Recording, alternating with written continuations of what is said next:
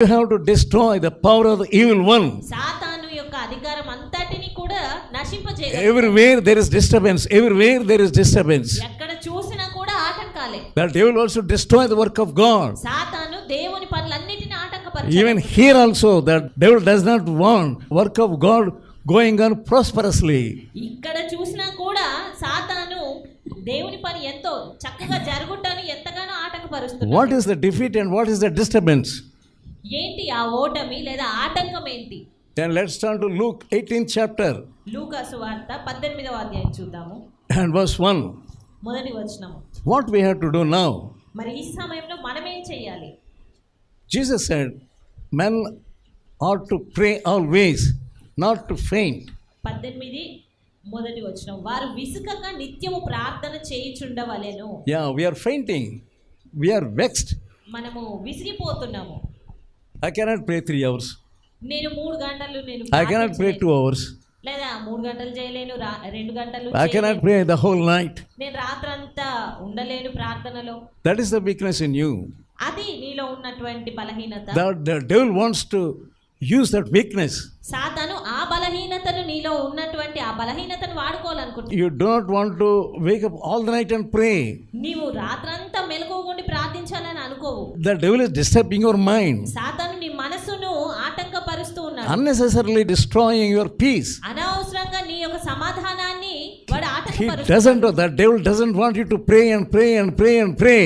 సాతాను నువ్వు నిరాటంకంగా ప్రార్థించడం అనేది ఎంతమాత్రం కోరట్లేదు. These words are from Jesus. ఈ మాటలు యేసు చెప్పిన మాటలు. You don't want to pray and pray and pray and go on praying. కానీ మీరు విసుగక అలా నిత్యము ప్రార్థించాలి అని అనుకోవట్లేదు. You are fainting.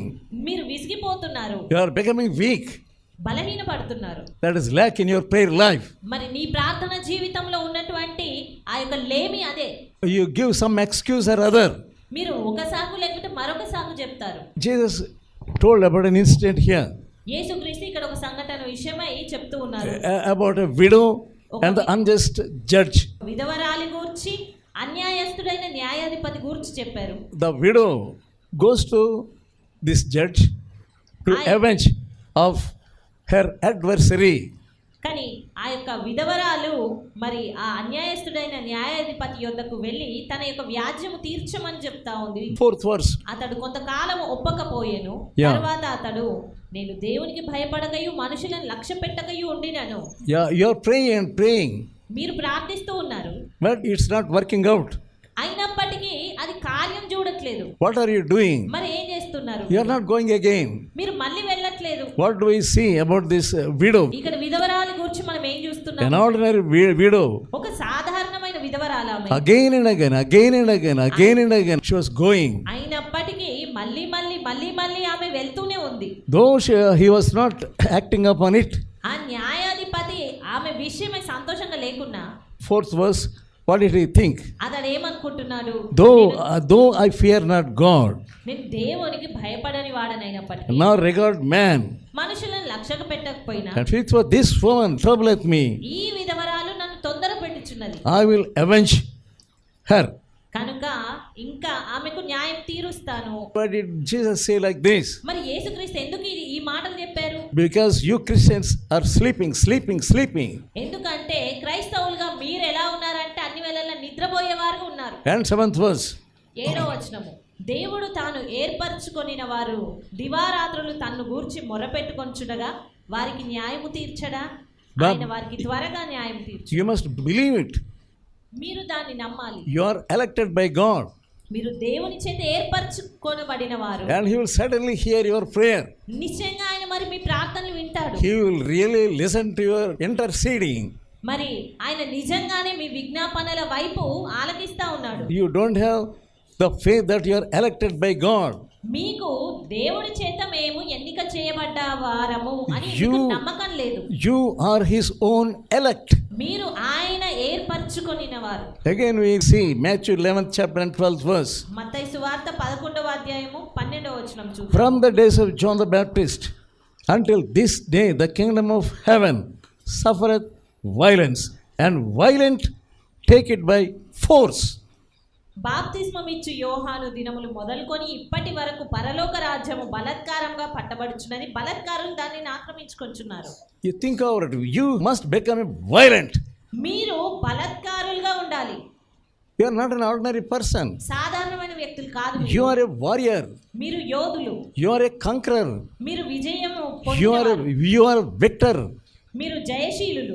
And you are forgetting everything that you belong to Jesus' company. అయినప్పటికీ మీరు యేసుక్రీస్తుకు సంబంధించిన సమూహపు వారనే విషయం మర్చిపోయారు. Daily you are becoming lazy. ఆ రీతిగా మీరు ఇంకా సోమరులుగా తయారవుతున్నారు. That means devil is stealing the spirit of victory. దాని అర్థము మరి సాతాను మీలో ఉన్నటువంటి ఆ విజయం పొందే ఆత్మను చంపేస్తున్నాడు. You may be a believer for 30 years or 20 years. నీవు 20 సంవత్సరాలుగా 30 సంవత్సరాలుగా విశ్వాసివేమో, But you are not on the winning side. అయినప్పటికీ విజయము పక్షంగా నువ్వు లేవు. Always you are in the defeated side. అన్ని వేళలా ఓటమి పక్షంగానే నువ్వు ఉన్నావు. You are cursing yourself. నిన్ను నీవు శపించుకుంటున్నావు. Ayo, I am a weak person. అయ్యో నేను బలహీనమైన వ్యక్తిని అని. You have become a Sunday school girl. మీరు ఒక సండే స్కూల్ పిల్ల వలెనే తయారవుతూ ఉన్నారు. You are thinking in yourself, I am a little girl, I am a weak person, I am good for nothing. మీలో మీరే నేను ఒక చిన్న పిల్లను, నేను బలహీనురాలిని, నేనేం చేయలేను అని తలస్తున్నారు. You are defeating yourself. ఆ రీతిగా మిమ్మల్ని మీరే ఓటమి పాలు The devil knows చేసుకుంటున్నారు. your weakness. సాతానుకు మీ బలహీనత తెలుసు. That's how he is defeating you. ఆ రీతిగా మరి సాతాను నిన్ను How ఓడింపజేస్తున్నాడు. can you conquer? అలాంటప్పుడు ఏ రీతిగా నువ్వు జయం The చూడగలుగుతావు? kingdom of God is caught by the violent, by force.